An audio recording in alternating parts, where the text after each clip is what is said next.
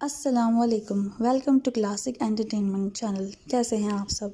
آج میں لے کر آئی ہوں آپ کے لیے novel you are my heart کی قسط نمبر 21، جس کو شروع کرنے سے پہلے ویڈیو کو لائک کر لیں، چینل کو سبسکرائب کر کے بیل آئیکن کو پریس کر لیں تاکہ آپ کو نیکسٹ ایپیسوڈ بر وقت مل سکے۔ تو پھر سٹارٹ کرتے ہیں you are my heart episode 21۔ لیکن ایک بات کی مجھے سمجھ نہیں آئی، اس نے تمہیں اپنا بھائی کیوں کہا؟ انفال نے الجھے سے لہجے میں کہا تو طہور کی بات یاد آتے ہی اس کے رگوں پہ میں شرارت سے دوڑنے لگے۔ اس کی مجھ سے نفرت بجا ہے، لیکن اس بات کے لیے میں اسے کبھی معاف نہیں کروں گا، ابیز نے سرد لہجے میں کہا تو انفال چونکی۔ ایک منٹ، تمہاری ایک بہن بھی ہے، اگر تمہیں یاد ہو تو تمہاری موم کی طبیعت بھی تو اس دن اتنی بگڑ گئی تھی یہ جان کر کہ ان کی بیٹی ٹھیک نہیں ہے۔ تم سچ مچ کے بھائی ہو؟ انفال نے یاد آنے پر تیزی سے کہا، مگر آخر میں اس کا لہجہ حیرت بھرا تھا۔ ابیز اس کی بات سن کر اپنی آنکھیں میچ کر کھولی تھیں۔ اس کی ساری الجھن سلجھ گئی تھی، جس پر اسے مزید طیش آیا تھا۔ ایک جھٹکے سے کھڑا ہوتا وہ باہر کی جانب بڑھا۔ کہاں جا رہے ہو؟ انفال اس کے پیچھے بھاگتی ہوئی پوچھنے لگی۔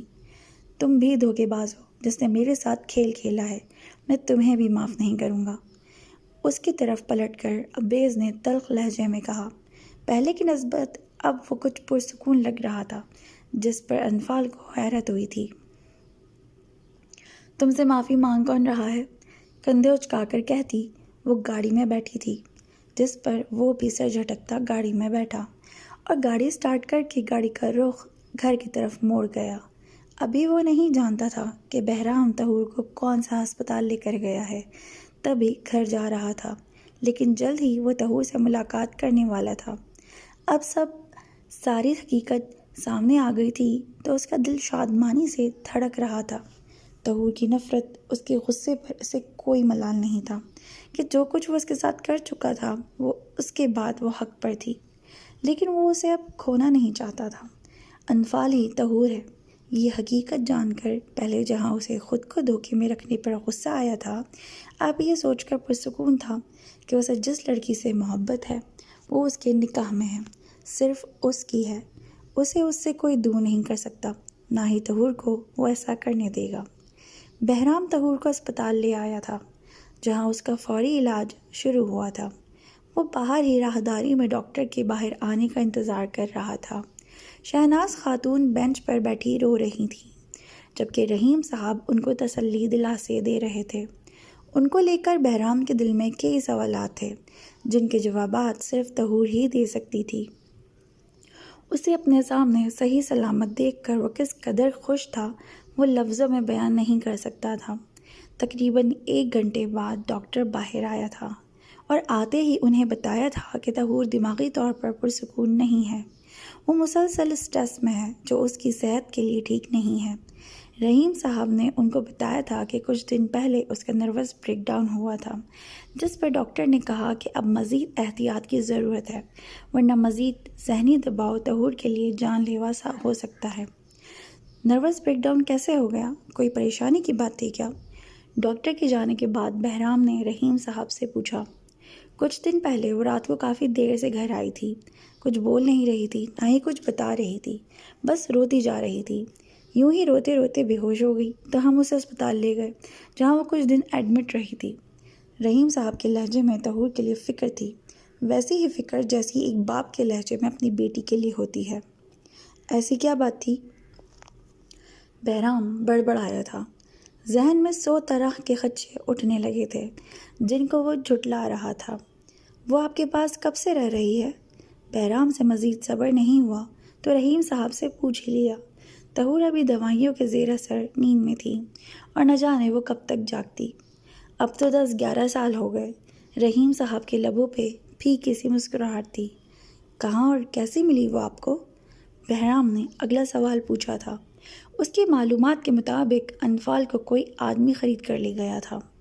میری ایک ہی بیٹی تھی، طہور فاطمہ، 14 سال کی تھی اور 9ویں کلاس میں پڑھتی تھی۔ ایک لوتی اولاد تھی وہ ہماری اور بے حد لاڈلی بھی۔ میری اور شہناز کی جان بستی تھی اس میں۔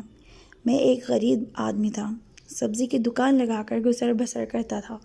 اپنی بیٹی کو بہت سارا پڑھانا لکھانا چاہتا تھا، لیکن زندگی نے میری بیٹی کو مہلت ہی نہیں دی، اور موت نے اتنی اچانک اسے اپنی آغوش میں لیا کہ ہمیں یقین ہی نہیں آتا تھا کہ وہ ہم میں نہیں رہی۔ اس دن میں دکان پر ہی بیٹھا ہوا تھا۔ شہناز دوپہر کے کھانے کے لیے مجھ سے سبزی لینے آئی تھی۔ طہور کی چھٹی کا وقت ہو چکا تھا۔ گھر پر تالا لگا دیکھ کر وہ دکان کی طرف ہی آ گئی۔ میں اور شہناز اسے سڑک کی دوسری طرف سے اپنی طرف آتے دیکھ چکے تھے۔ میں نے اسے وہیں رکنے کا اشارہ کیا، لیکن وہ انسنی کرتی سڑک پار کرنے لگی۔ نہ جانے کہاں سے بجری سے بھرا ٹرک آن وارد ہوا اور میری پھول سی بچی کو کچلتا ہوا آگے بڑھ گیا۔ اس معصوم کے نازک جسم کے اتنے ٹکڑے ہو چکے تھے کہ وہ مجھ سے چننا مشکل ہونے لگی۔ وہ ٹرک ڈرائیور بنا رکے بھاگ چکا تھا۔ کسی نے آگے بڑھ کر میری مدد کرنے کی کوشش نہیں کی کہ یہ پولیس کیس تھا اور کوئی بھی اس میں دخل اندازی نہیں کرنا چاہتا تھا۔ میری بیوی کو غشی کے دورے پڑ رہے تھے اور میں اپنی بیٹی کے بکھرے بے جان وجود کو سمیٹ رہا تھا۔ پولیس آئی، ارد گرد لوگوں سے بیان لیا اور میری بیٹی کی میت کو ریسکیو میں ڈال کر اسپتال لے گئے۔ اس بکھرے وجود کا پوسٹ مارٹم کیا ہونا تھا۔ اگلے دن لاش ہمارے حوالے کر دی گئی، جس کو ہم نے سپرد خاک کر دیا۔ اس کے بعد سے میری بیوی کا ذہنی توازن بگڑ گیا۔ ہمارے سامنے یہ حادثہ ہوا تھا، ہمارے سامنے ہماری بچی کو کچلا گیا تھا، تو کیسے اس حادثے کو بھول جاتے۔ میری بیٹی کا قاتل ٹرک کے نمبر سے پکڑا گیا، لیکن کچھ ہی عرصے بعد پولیس کا منہ پیسوں سے بھر کر رہا ہو گیا۔ ہمارے ملک کا نظام کس قدر منصفانہ ہے ہر کوئی جانتا ہے۔ پیسے سے کسی کا بھی منہ بند کیا جا سکتا ہے۔ ہم غریبوں کو کون پوچھتا ہے؟ میں نے اپنی بیٹی کا معاملہ اللہ کے سپرد کر دیا۔ میری بیوی آدھی پاگل ہو چکی تھی، تبھی میں اسے اپنے ساتھ دکان پر رکھنے لگا۔ وہ بس چپ چاپ سڑک کی طرف دیکھتی رہتی، ٹھیک اسی جگہ جہاں پر میری بیٹی اس کے حادثے کا شکار ہوئی تھی۔ وہ بھی ویسا ہی ایک دن تھا، ٹھیک وہی وقت اور وہی دن جس دن ہماری طہور ہم سے الگ ہوئی تھی۔ میں دکان پہ کسی کو سبزی دے رہا تھا اور شہناز سامنے سڑک پر نظریں جمائے ہوئی تھی، جب سڑک کے دائیں سمت سے ایک لڑکی بھاگتے بھاگتے سڑک پار کرنے لگی۔ وہ طہور کی ہی ہم عمر تھی۔ اس کے پیچھے ایک آدمی بھاگ رہا تھا۔ جیسے ہی وہ سڑک پار کرنے لگی، دائیں جانب سے ایک ٹرک آتا دکھا جو اس کے بالکل قریب آ گیا تھا، مگر وہ رکی نہیں اور سڑک پہ بھاگتی پار کرنے لگی۔ اس کے پیچھے بھاگتا آدمی بھی بنا کسی کی پرواہ کیے عین سڑک کے بیچ بھاگا تھا۔ ٹرک سر پر آ چکا تھا۔ وہ لڑکی تو تیزی سے بھاگتی سڑک پار کر گئی، مگر وہ آدمی عین وسط میں آ چکا تھا اور وہ ٹرک اسے کچلتا ہوا جا چکا تھا۔ شہناز طہور طہور پکار کر اس کی طرف لپکی تھی۔ وہ لڑکی سڑک کے کنارے گر کر بے ہوش ہو چکی تھی۔ وہ آدمی مر چکا تھا۔ میں دکان بند کر کے اس لڑکی کو شہناز کے ساتھ رکشے میں بٹھا کر اسپتال لے گیا۔ وہ ڈر سے بے ہوش ہوئی تھی۔ زیادہ بڑا کوئی مسئلہ نہیں تھا، کچھ ہی دیر میں اسے ہوش آ گیا تھا، مگر وہ بہت ڈری ہوئی تھی اور مسلسل رو رہی تھی۔ شہناز کا رونا اور اسے اپنے ساتھ لپٹانا اسے مزید پریشان کر رہا تھا۔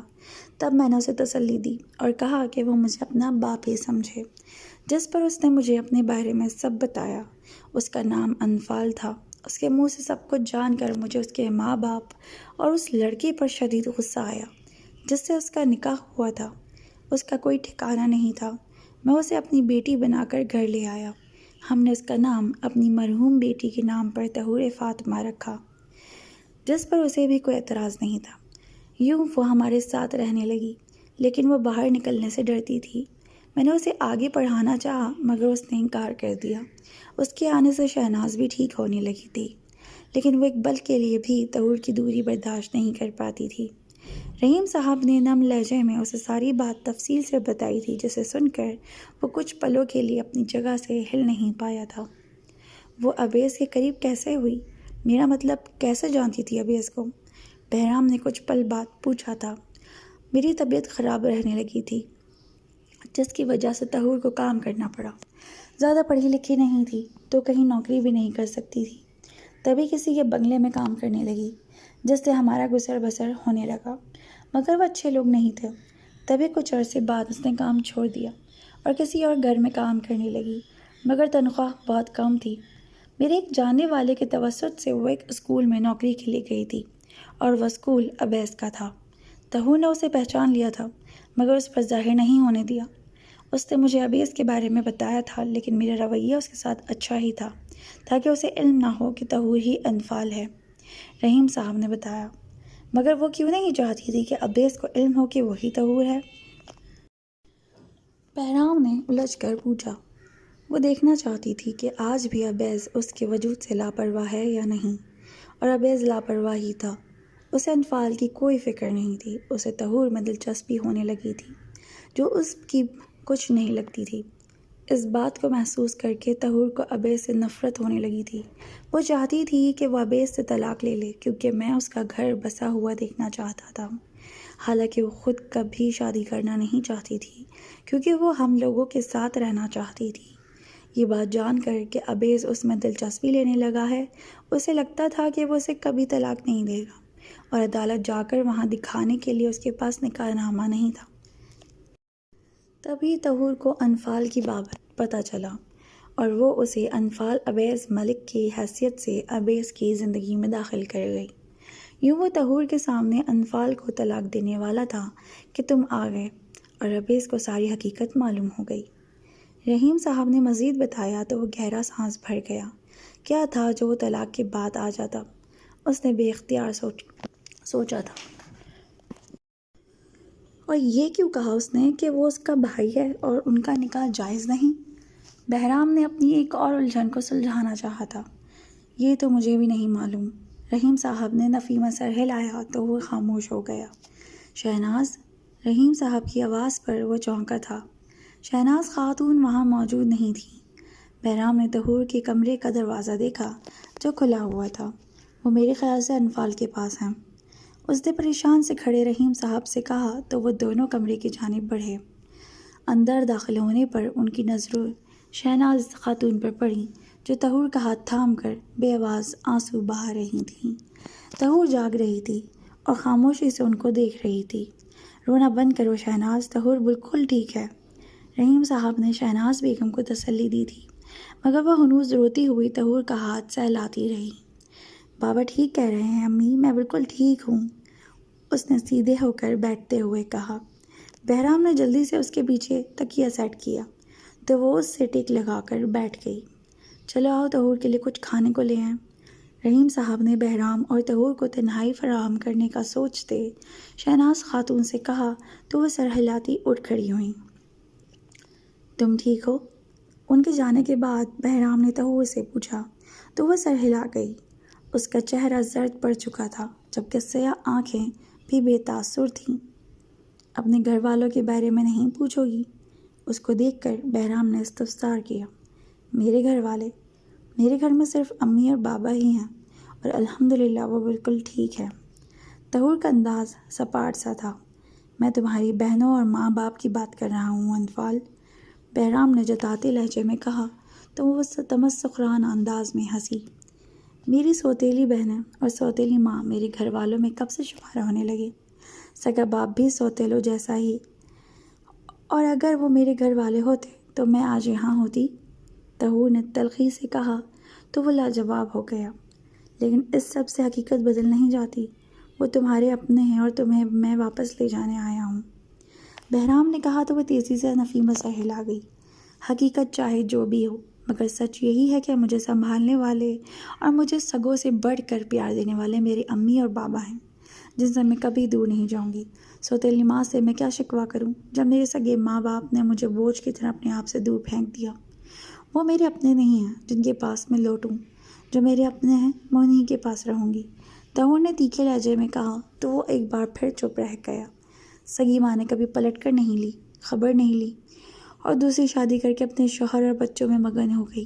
کبھی پلٹ کر نہیں دیکھا کہ میری ایک بیٹی ہے، وہ کس حال میں ہے؟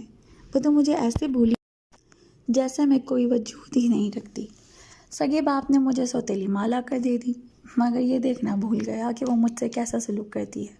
دوسری بیوی جو کہے وہ درست اور بیٹی جو کہے وہ غلط۔ کبھی مجھے ایک باپ کی محبت نہیں دی تو وہ کیسے میرے گھر والے ہوئے؟ سوتیلی ماں سے مجھے کوئی شکوہ ہی نہیں کہ ہر سوتیلی ماں کا ظرف اتنا بڑا نہیں ہوتا کہ وہ اپنی سوتن کی اولاد پالے۔ میری سوتیلی ماں کا ظرف بھی اتنا بڑا نہیں تھا۔ میری بڑی بہن تھی، میں آئمہ کی، مگر اس نے ہمیشہ مجھے ذلیل کیا۔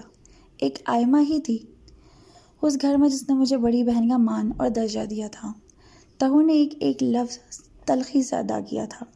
ابیز، کیا ابیز سچ میں تمہارا بھائی ہے؟ بہرام نے اس کے چپ ہونے پر پوچھا تھا۔ اگر ایسا تھا تو حمزہ انفال کی سوتیلی بہن تھی اور ابیز انفال کا سوتیلا بھائی، اور سوتیلا ہی صحیح وہ بھائی تھا، تو یہ نکاح جائز ہو ہی نہیں سکتا تھا۔ ہاں، اس نے اذیت سے کہہ کر آنکھیں میچی تھیں، جبکہ بہرام کچھ اور پوچھنے کے قابل نہیں رہا تھا۔ جو حقیقت سامنے آ رہی تھی وہ ناقابل یقین تھی، مگر سچ تو یہی تھا کہ اس حقیقت کو کوئی بدل نہیں سکتا تھا۔ تو کیسی لگی آپ کو آج کی قسط؟ امید کرتی ہوں پسند آئی ہوگی۔ پھر ملتے ہیں ایک نئی قسط کے ساتھ، تب تک کے لیے اللہ حافظ۔